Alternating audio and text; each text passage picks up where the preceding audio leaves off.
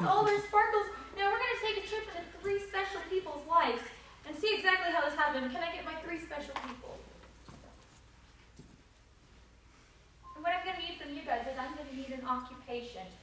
Can I get this one's occupation? Fry cook. Fry cook. And his occupation? Delivery man. Stripper. And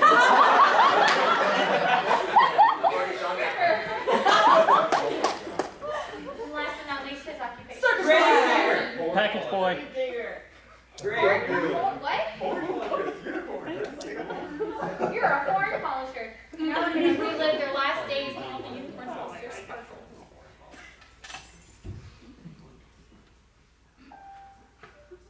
You know, you really have to get the oil just right. It's got to be precise, perfect temperature to get your fries cooked perfectly. I mean, we've all been to a restaurant where they're too burnt on the outside, or too dry in the middle, or both of those things, and that's unpleasant. I put a lot of love into what I do because, well, I love what I do. You know, it's this thing that makes me wake up in the morning with the song in my heart, joy in my step, and a rainbow over my head. And you know what? I never thought a day could go so sour so quickly. Yeah. Look, I'm not gonna lie to you. I'm damn good at what I do. But for some reason, my boss thought that I could do better. So that day, he came up to me and said, "Rob," I said, "Yes, sir." I tried to make sure it looked as presentable as possible. I lifted up my G-string and he said, "Son, you could do with some sparkle." I said, "I know exactly what you're talking about. I was on a mission that day." So it was a Saturday. I think it was late July that it happened, and it was probably the worst day of my whole life, and the last. But I was polishing Bessie's unicorn and unicorn horn, and Bessie was my favorite of all the unicorns that I ever polished because she was so receptive to the polishing, and she loved it. And every time I stroked her beautiful horn, it just got so shiny and delightful. And she was so proud of that horn. She would just whee, all about the town like the belle of the ball. Until that Saturday. The seasoned fries were bland, and the curly fries were straight. Overall, it was a very distressing day for me. I had a lot of pride in what I do, but that spark, that magic, it wasn't quite there. And I don't know quite what caused it.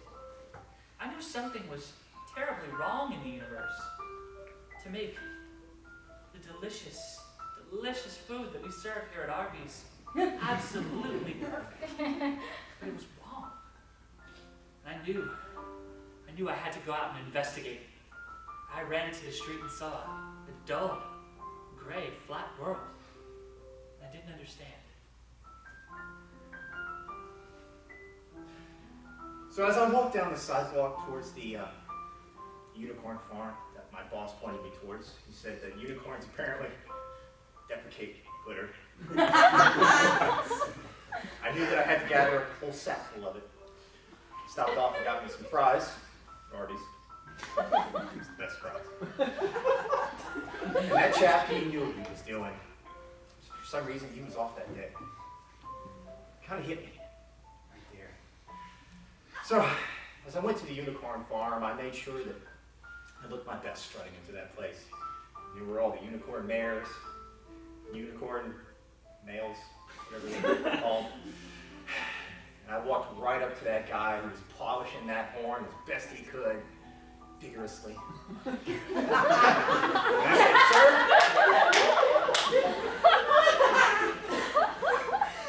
I need something from you." So, it was like any other day. It was just polishing away. And something was different. I smelled something that didn't smell like sunshine and rainbows. It smelled like poo. Bessie didn't have the glitter ships like normal. Bessie just lay a big old pile of ordinary poo. It broke my heart. I never thought I'd be so sad looking at big, unicorn poo. But Bessie was changed. Bessie wasn't Bessie no more. Rounding the corner, I saw my friend, Miss Hot-to-Trot. She's one of my favorite drag performers. And we've been friends for years. But she looked different. She looked like a dude in a dress. And I said, Miss Hottie, today you don't look like yourself, you just look like a dude in a dress. You never want to incur the wrath of a drag queen that's lost her sparkle.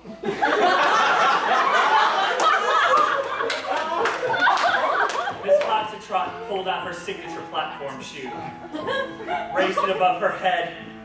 Crack! That was the last I ever knew. I have to say, that guy, I don't know who he was, but he looked sad. He looked at me and he said, I'm sorry, there's no glitter left. Look at the unicorns. I stepped out of that stall and I looked. Lo and behold, there's no unicorns. They were gray. And they were large and slobbery, and they had huge horns on them. And they looked mean. Really mean. And I was in the path of one of them. And that's where my career took me. Right under a rhinoceros.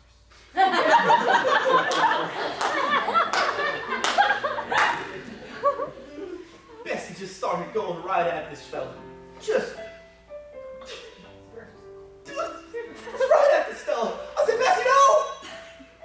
No, Bessie, no. She wasn't listening. She wasn't Bessie anymore. She was just this big. I don't know, I felt like she gained a couple 100 pounds just now.